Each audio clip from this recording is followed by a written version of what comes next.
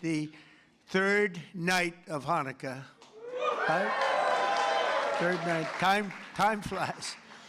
Let me take a moment to send the love and prayers to our entire nation, to the people of Australia, and especially all those affected by the horrific and anti-Semitic terrorist attack, and that's exactly what it is, anti-Semitic, that took place on a Hanukkah celebration in Sydney. What a terrible, terrible thing. We don't learn. We're joined in mourning all of those who were killed, and we're praying for the swift recovery of the wounded. Some are very horrifically wounded, as you probably know. All nations must stand together against the evil forces of radical Islamic terrorism, and we're doing that. Joining us tonight, our Commerce Secretary Howard Lutnick is doing a fantastic job. Representatives Paul Gosar, David Kutzoff, Claudia Tenney, Ronnie Jackson, he was my White House doctor. Ronnie was asked, who is the healthiest of all? Was it Barack Hussein Obama? Was it Sleepy Joe Biden? Or was it Donald Trump? And he said Trump was by far the healthiest. He was the doctor for all three of us, and he said Trump was by far the healthiest. I love him. If he didn't say that, I would have never have talked to him again. Where is Ronnie? Is he here? Ronnie Jackson, what a great legend. Josh Gottheimer's here. Mr. Salt is here, Mike Lawler. He's the only guy could have gotten that for New York. Nobody else. He worked so hard on that.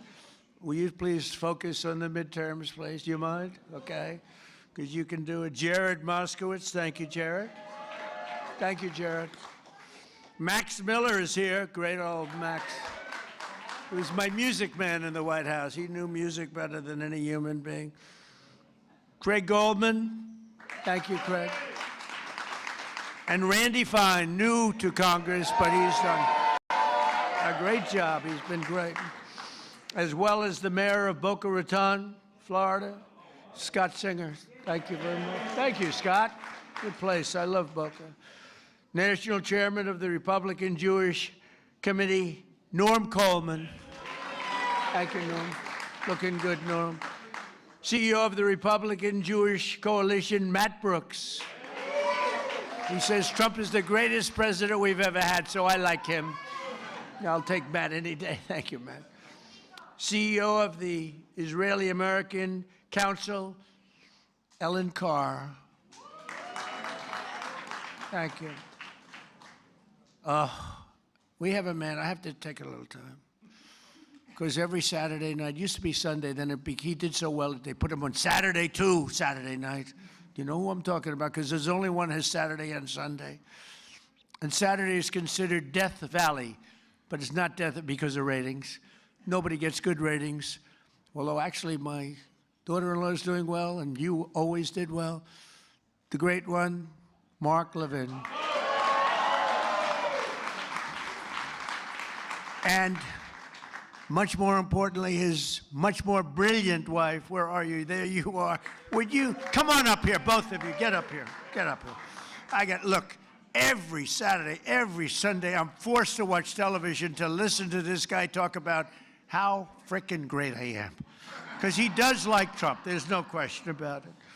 Come on up here, Mark. Get up here. Come on up. What a beautiful couple. Did you get lucky? If you weren't a genius, you wouldn't have a wife like this. Mark, say a couple of words. Come here, darling.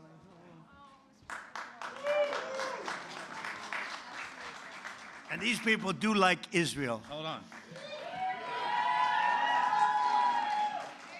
And he loves Israel too. It's true. 2 seconds. Just 2 seconds. 6 years ago, I was up here. And I said, this is our first Jewish president. Now he's the first Jewish president to serve two not consecutive presidencies. We thank you for everything. That's right. Bad things happened on the second one. Namely, the election was rigged. And we found out, and You see that happening. But, And you are the greatest president. Thank you very much. And God bless you. I miss you. I miss you.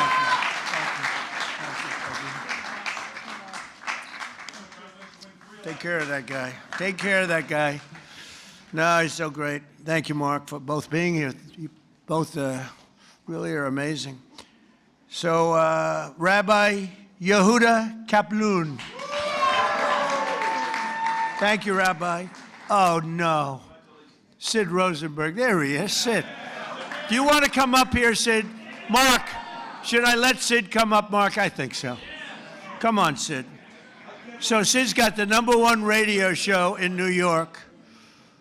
Got the #1 radio show in New York, like by far, ABC. Works for a really nice guy, too. Actually, he's not that nice, but he's nice as far as I'm concerned. He works for a good man. Say a few words, Sid. Thank you. I love him. Do you all love him? Has there been a president even close to this guy, even close? And now I know I love him. He starts tonight talking about Australia. Good luck with anybody else in our government, starting with the Jewish people in Australia. Nobody better. And the fact that you called me up on stage, I'm going to say this. My beautiful wife Danielle's in the audience. The birth of my 2 children. Outside of that, President Trump, this right now is the greatest moment of my life.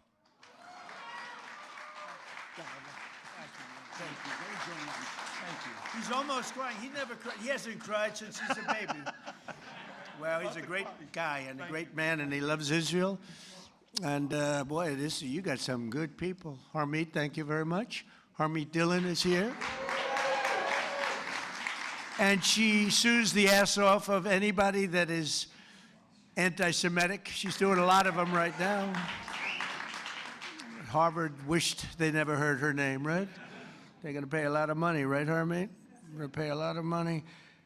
Sid, it's an honor to have you up, and you do a great show, and we appreciate it.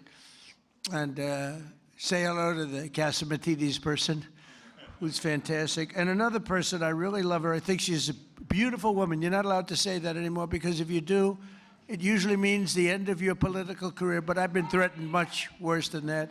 I think she's a beautiful woman, inside and out. Liz Pipko. Liz, come up here. Enough with the Sid and the Mark. Come on up here. Look at her. She has been so strong for Israel and for our country. Let's say a few words, please. Hi, thank you. First, I want to address the elephant in the room, which is me tonight. I am grateful to President Trump for so many things, but now, most of all, I'm grateful for this tiny miracle which exists because Donald Trump ran for office in 2016. I met the love of my life on that campaign, and now, in addition to saving the world, I will have a child, thanks to President Trump. And much more importantly, the Jewish people have been through a lot, of course, the last few years, last weekend, and I just hope on this holiday of miracles, we realize what a miracle it is to be in the greatest country on the face of the earth, in the most beautiful building, and with the greatest president this world has ever seen.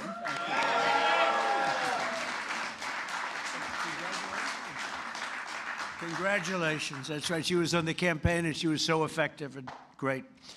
And we always have to remember the ones that have been great in good times and bad. That's why Mark and the people I introduce, because I don't introduce them when they're just sort of good.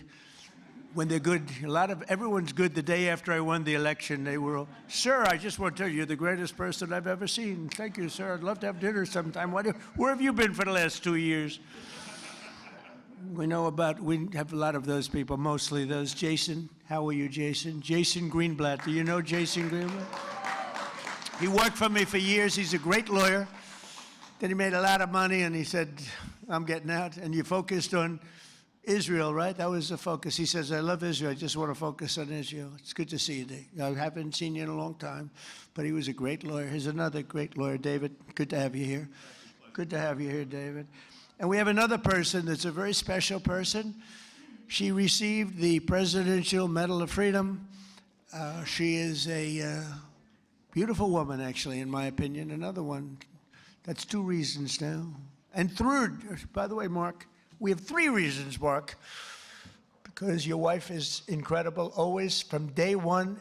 But I think it's okay if we ask Miriam Adelson. Do you want to come up, Miriam? Come up here, Miriam. Miriam gave my campaign, indirectly and directly, $250 million. She was number one. When somebody can give you $250 million, I think that we should give her the opportunity to say hello. And Miriam, make it quick, because $250 million is not what it used to be. Okay? Hello, darling. Come in. Incredible woman with a great husband, a man that loved Israel. Well, Mr. President, when you were in the Israeli parliament and you gave a speech and you saw me from far away, you called, and at that time I came with a scooter to the parliament just to hear you. I wanted to hear you alive. And then you say, Miriam Adelson, and I stood for a second, but it was so painful, so I said. Then you screamed, Miriam, stand up! And I wish you would have known, but I stood up and heard all your compliment, and thank you very much. I saw you back there standing. Yeah, you saw me. She stood Thank up you. bravely. And now I met Alan Dershowitz, and he said the legal thing about 4 more years, and I said, Alan, I agree with you, so we can do it. Think about it. Alan's and I here would be- someplace. Where's Alan? Alan is here, or he had a flight? Alan is here?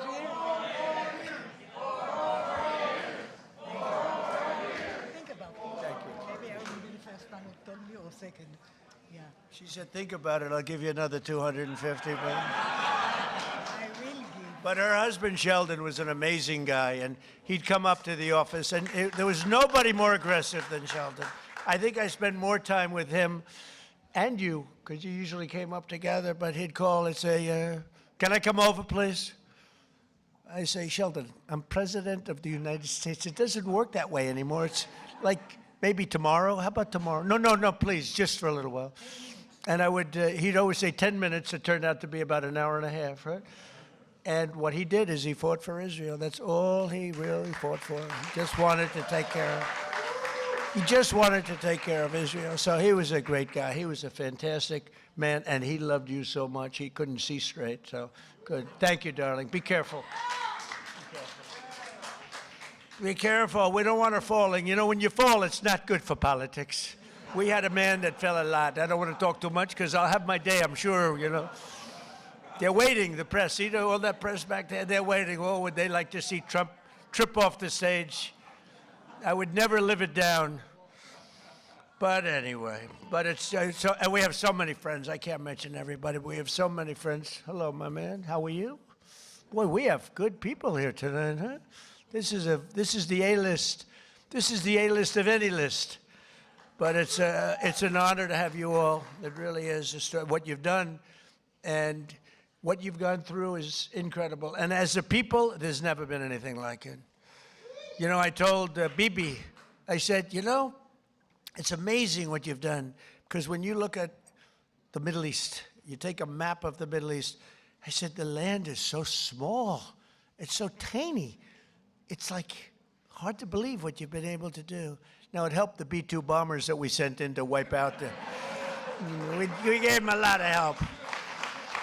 It helped when we were shooting all those drones down from jet fighters. Don't ever let anyone tell you a drone is better than a jet fighter. Drone's very nice. But when you have F-22s circling around them like there's nothing, just shooting the crap out of them out of the air, don't let anyone convince you that a drone is better than an F-22 or an F-35 or any of that stuff. But they're nice. They're nice. But we had our fighters shooting the hell out of 2,000 drones were launched at Israel, and they were just knocking them out. The only problem, on occasion, they'd run out of bullets. But every one of them took out a drone, and we did a great job. And then we did the best job of all, is we knocked out the Iran nuclear power. And they would have had that, and within a month, I think they would have been a much different story. Would have been talking from a much different place.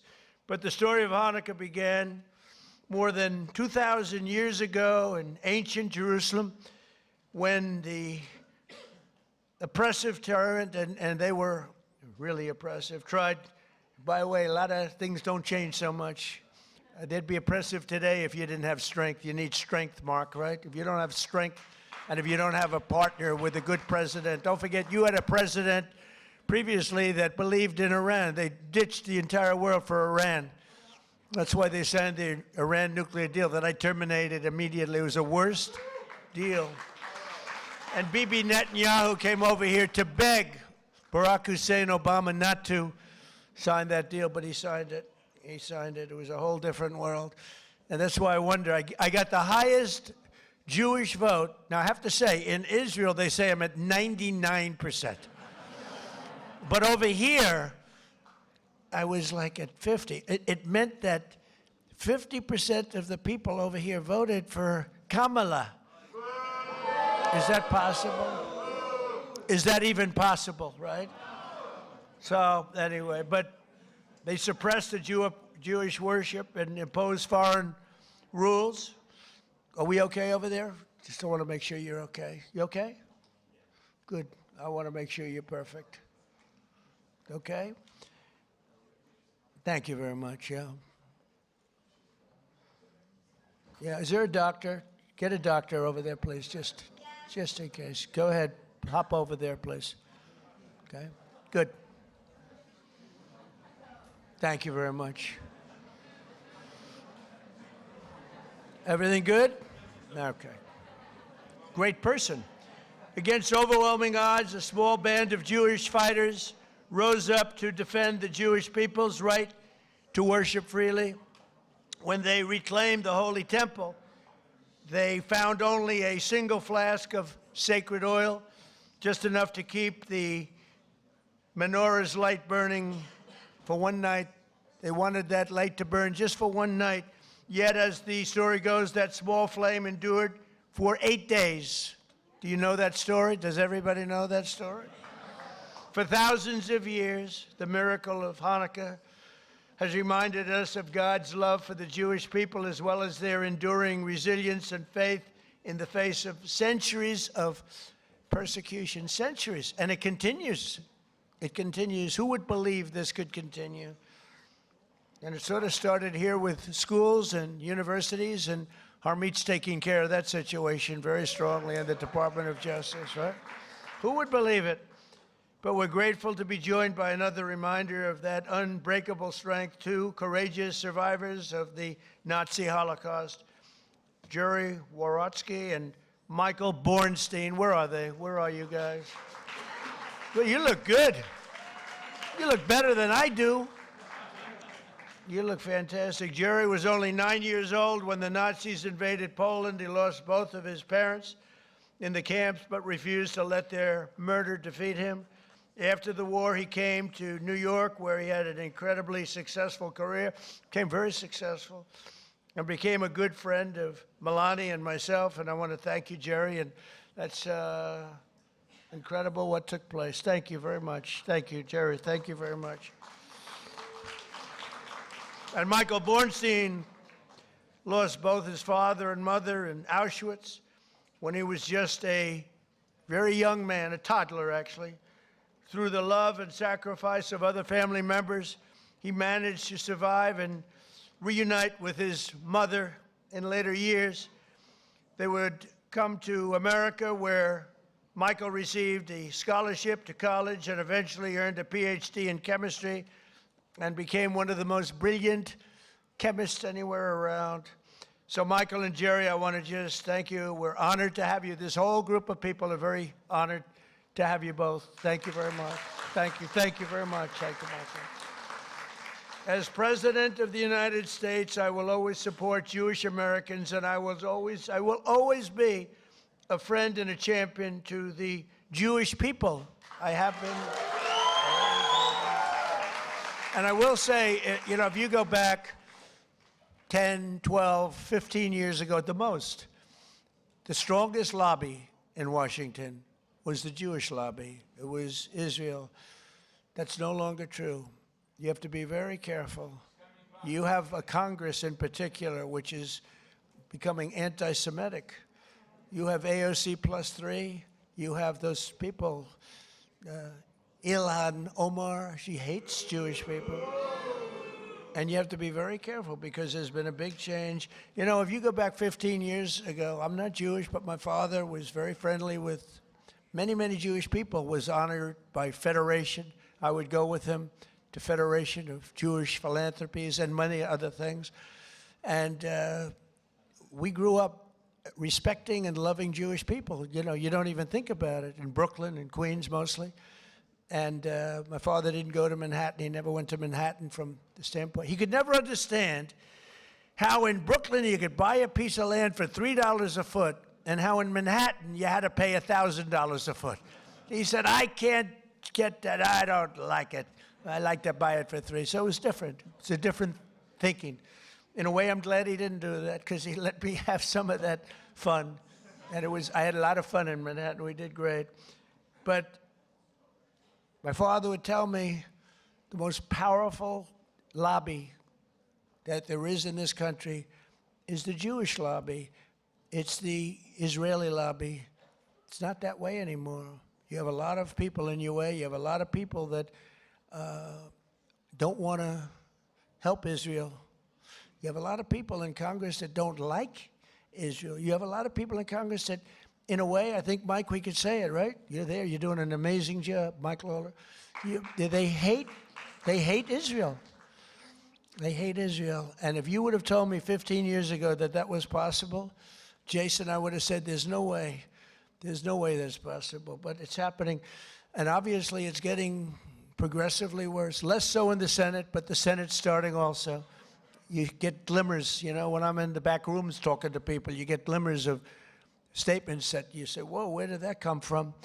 So we have to be, Sid, we have to be very careful because bad things are happening. And then you see what goes on in Australia or October 7th. How about October 7th? And then you have people that deny it ever happened. How about the people that deny, like they deny the Holocaust, but, you know, you figure, well, that's just many years. Well, October 7th is not many years at all. And you have people that deny October. I saw tape that I wish I never saw it, actually. I wish I never saw it. I got to see tape that some of you got to see, but as president, I got to see things I wish I never saw. But there's no denying it. But then they'll say, oh, the tape was a rigged tape. It was a tape that never existed. They made it up. It's just propaganda. I don't know if they believe it. I don't think they believe it, but you have to be very, very careful. Bad things are happening, and we're not going to let that happen. While I'm president and the DOJ and Harmeet, we're not going to let it happen, but please be vigilant and careful because you have some bad people that are now in Congress that were unthinkable to be in Congress 12, 13, 14 years ago, 15 years ago. Within days of taking office, I signed a historic executive order to combat the vile scourge of anti-Semitism, as you know. It's the strongest executive order of its kind ever signed. And we're also mobilizing federal resources to protect Jewish students and faculty. The faculty is under siege. The students are under siege. When you look at Columbia, you look at Harvard, you look at some of these schools, what's going on. But the faculty on campuses across America and are deporting foreign jihadist sympathizers and terrorist supporters at record levels. We're deporting them. We're not putting them in jails, we're deporting them. I terminated the disastrous Iran nuclear deal, and this summer we obliterated Iran's nuclear program like nobody's ever seen. And even that, CNN fake news, they're back there, the camera's roaring. The light will go off in any second now. They hate when I mention their name because they know it's only bad because they're crooked as hell. They're fake news, you know, the term. I think it's one of my better terms, Sid, right? I don't think anybody takes it away. We have some good ones, Pocahontas, but I think fake news is probably pretty good. The only problem is it's actually not strong enough. You know, fake, it's crooked, corrupt, disgusting news, but we'll have to do with fake. But fake said fake isn't strong enough. That's the only problem. It's actually, I wish I could come up with a word that's really more powerful than fake, but fake is good enough.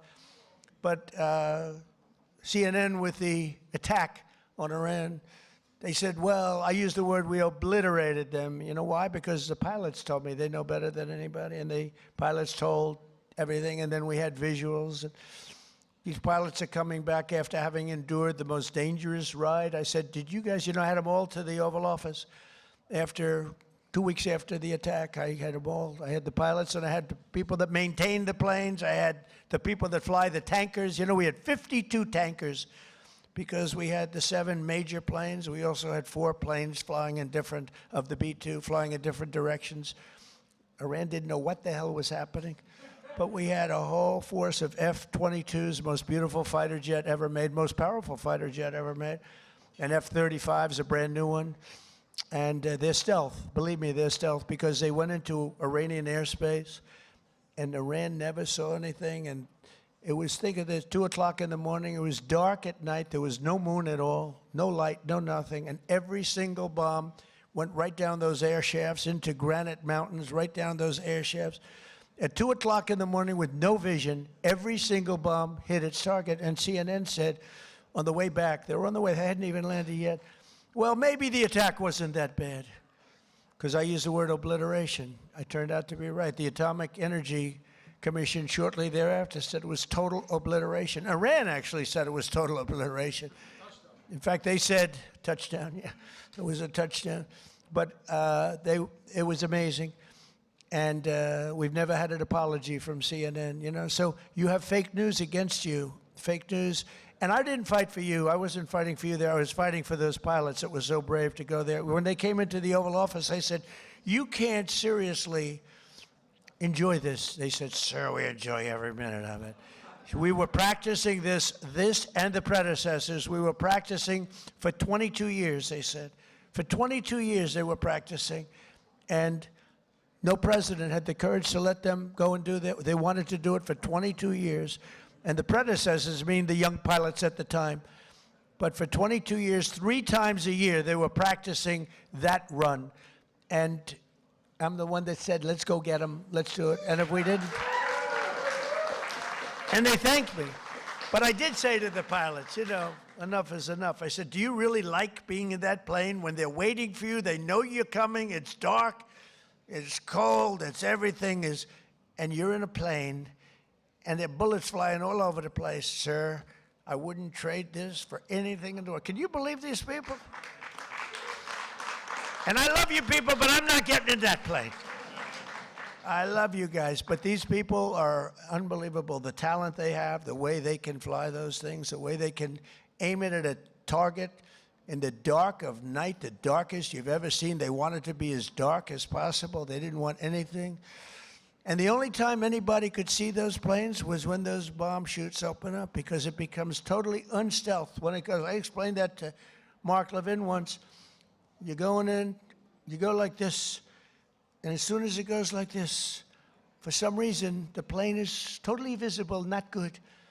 And I watched it happening, and it's like I'm sitting home watching it, it's amazing. The Situation Room is an amazing place. But I watched him go, bing, bing. It went bing, bing, and 2 massive 100,000-pound bombs come pouring out. And the job they did was incredible. I mean, compare that to, I thought he was a nice man, but compare that to the Jimmy Carter attack on Iran. That was not good, with the helicopters and the men running all over the place trying to get the hell out of there. This was not good. This was the single greatest military attack that anyone's ever seen. And that sort of put an end to, we helped Israel very much, as you know, with their attacks on Iran before that, but that really put an end to it because they were about a month away from having a nuclear weapon. I officially recognize the true capital of Israel and opened the American embassy in Jerusalem. Is Julie good? She right? Where's Julie? Oh, good. I thought it was you that went down. It wasn't you? Oh, good. I was worried about, I didn't care about anybody else. I said, is Julie in trouble? I thought it was you. Good. It's somebody else. I wish them good luck, but I don't want that to happen to Julie. That's Mark's wife, by the way. And yeah, we love Julie. But I didn't see Julie ever going down. She's like a rock, right? Mark, she's a rock. I wouldn't want to have her as my enemy. She was also a great lawyer, by the way. I also recognize the Israeli sovereignty over the Golan Heights. Right? And that's one they didn't even ask me. Even Sheldon, who was the most aggressive human being there is in the entire world, this incredible woman, although she had total control. He was aggressive with everybody, but Miriam, he wouldn't play games with Miriam, but he was actually a sweetheart. But he never even asked me about the Golan Heights because he said, that's a step too far. I actually gave it because I called up. I heard so much about Golan Heights. From Jason Greenblatt, I heard it, from so many people. And I actually asked David Friedman. I said, he was the ambassador at the time, good guy. He said, and by the way, Mike Huckabee's doing a great job now. Two good ones, two very good ones. But I asked David Friedman, I don't know if David's here, but I asked him because he is so Israel-oriented. I mean, he's great. I said, David, tell me about Golan Heights in 5 minutes or less. You know, I'm taking in like 1,000 years of history in 5 minutes. I said, give it to me in 5 minutes or less. And after about 2 minutes, I said, I understand. You need it so badly for so many other reasons. You need it for defense. You know, in the old days, before we had all the sophisticated radar and all the things, it was everything because you were up high. But I learned enough, and I signed the Golan Heights, the rights to the Golan Heights over to Israel. Nobody thought that was possible to get. They've been working on it for 70 years, Mark. 70 years. You know, planes would fly into places that have meetings that would last 2-3 days. All they talked about was the Golan Heights, right, Jason? And nobody ever did anything, but I did it, and we did it quickly. And I say, good luck to you. Then I found out the value of it, trillions of dollars. It could be worth, if you think, trillions of dollars. I said, maybe I should have asked him for something. But with Jared Kushner's help, Jared has been a great fan of Israel, the Kushner family. And by the way, how good is Steve Witkoff doing, right? You know, I got Steve involved in Russia, Ukraine, and the Middle East. We have, by the way, bottom line, we have legitimate peace in the Middle East. You know, you may have a little outbreak every once, but we have 59 countries all signed on. They'll do whatever is necessary. And Hamas, say what you want. Hamas, you know, we got back all of the hostages and all of the dead, young, beautiful people that were dead. And nobody thought that would happen. In fact, I even said, the toughest are going to be that final 20. We're never going to get them. But we played very tough, and we were very tough. We meant it. And we wanted to get back the 28 dead. 28 dead, young, beautiful people dead. Most of them, I think, pretty young. All of them pretty young. And the parents came up to me, and I told the story before. We had another little celebration of Hanukkah before. But I told the story before where the parents were as dedicated to getting their dead son back as they were to getting the live son back. It was an amazing and a beautiful thing, but I didn't think it would be possible. And then when we got the 20 back, when we got the live back, we didn't have anywhere close to the 28 dead. And I said, there's no way, but I said, you got to get it back. You got to get them back. I told that to Hamas, got to get them back. And you know what? One by one, we got them back. And we got the last one back.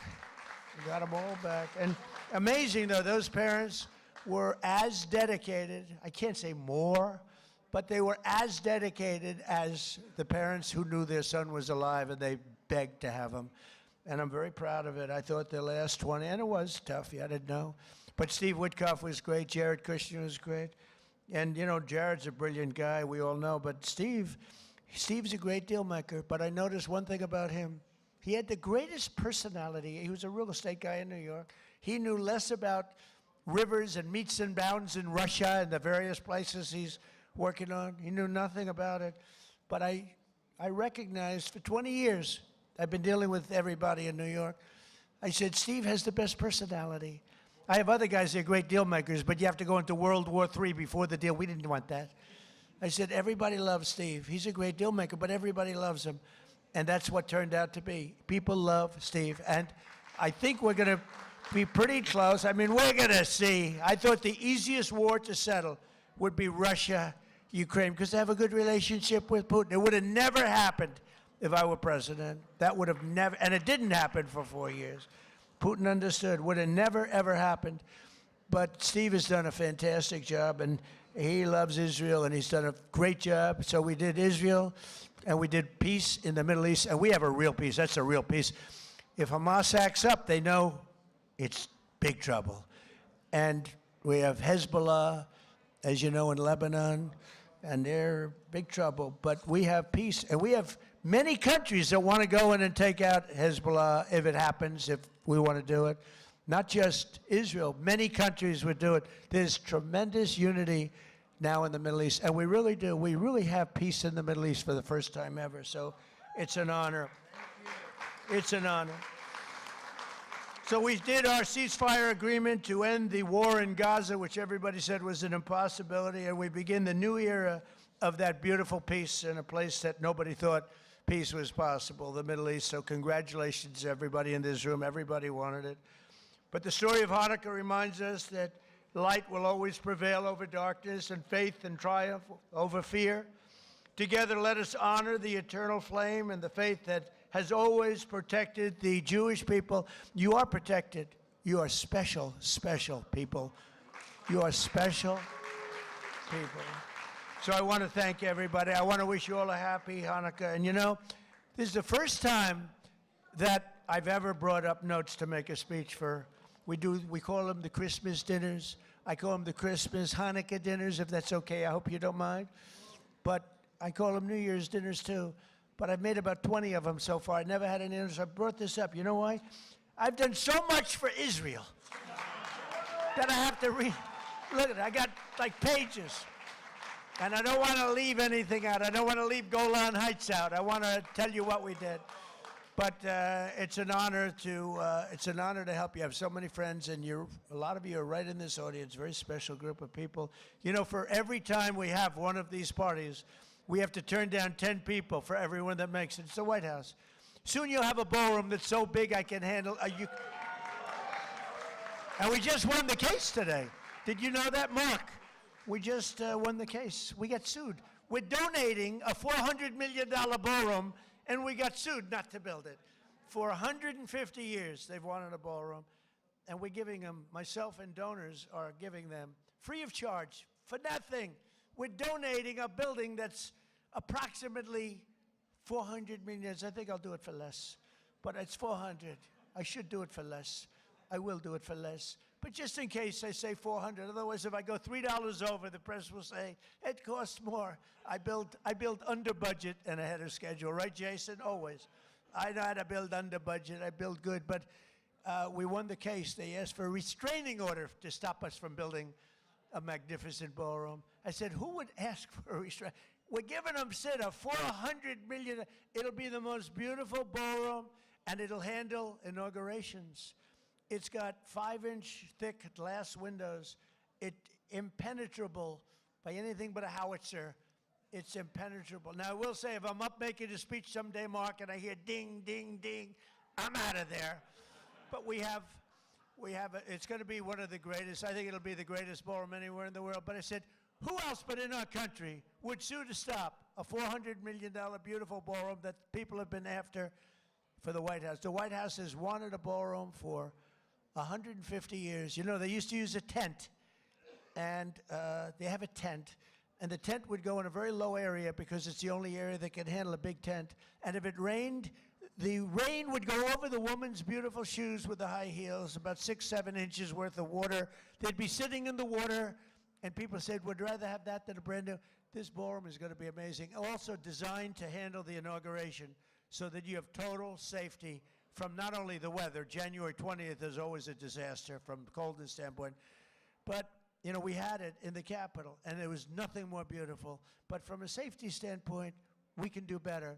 So we're going to have something that's really, really spectacular. And I thank the judge on the case for the courage in making the proper decision, because we didn't want to be held up. We would win that automatically anyway, but we didn't want to be held up or delayed. We want to go, and right outside you see the pile drivers going boom, boom, boom, and my wife is being driven crazy. She said, this is not what I had in mind. You know, the first day she was great. She heard these piles that go down 150 feet into the ground, boom. Second day she was okay. Third day she wasn't thrilled, and after that it's been brutal. But you know what? You're going to have the greatest ballroom anywhere in the world, and you're going to love it. It's going to fit beautifully with the White House. Happy Hanukkah. Have a great year. We love you, and we love Israel. Thank you very much. Thank you. Thank you, Mark. Thank you. Thank you, everybody. Thank you, David. Good luck, everybody. Go get them, Harvey. Don't disappoint these people. Thank you, everybody.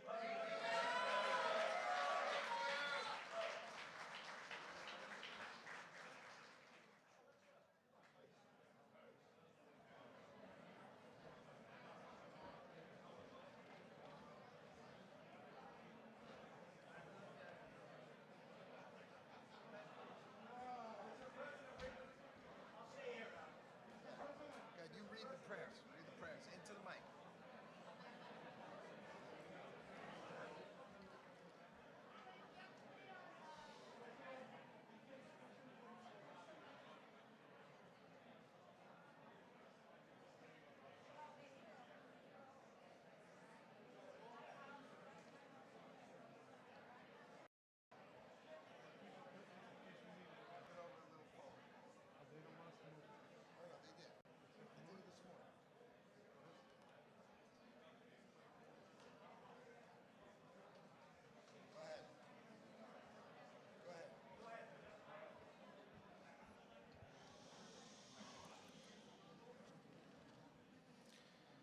Good evening. We're about to proceed to light the menorah.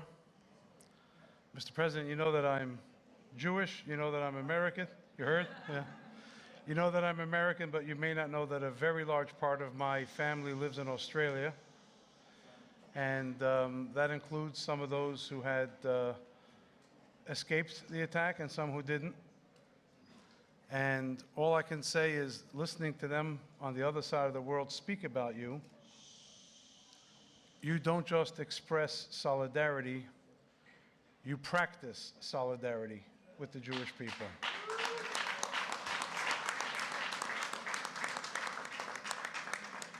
And you practice solidarity with Israel, perhaps in a way we've never seen before, to the extent that many people say and many people believe that you may very well be, even among the friends of Israel and the Jewish people we've had, the most, the strongest, the deepest friend that Israel and the Jewish people have ever had here in the White House.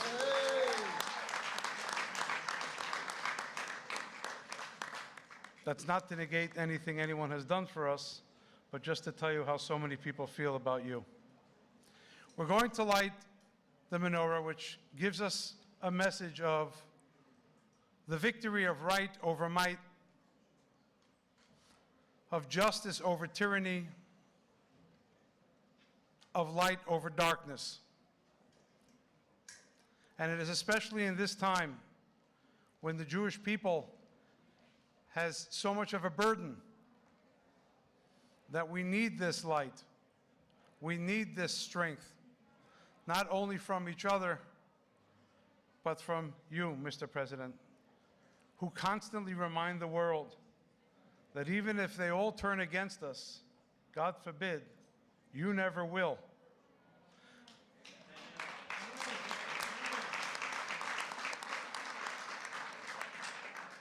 And so I think that it is a great honor that I've been invited to lead the lighting of the menorah here this year. And I want to wish you and your family good health and happiness, strength and safety to our troops, serving stateside abroad. May God bless America. May God bless Israel. May God bless the Jewish people. Thank you.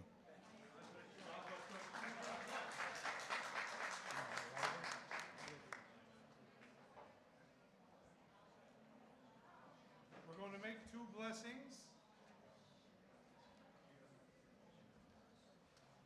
We're going to make two blessings, after which we're going to light 3 candles. And then all those who know the words can join us in Ma'oz Tzur. Please join if you know the words and the tune.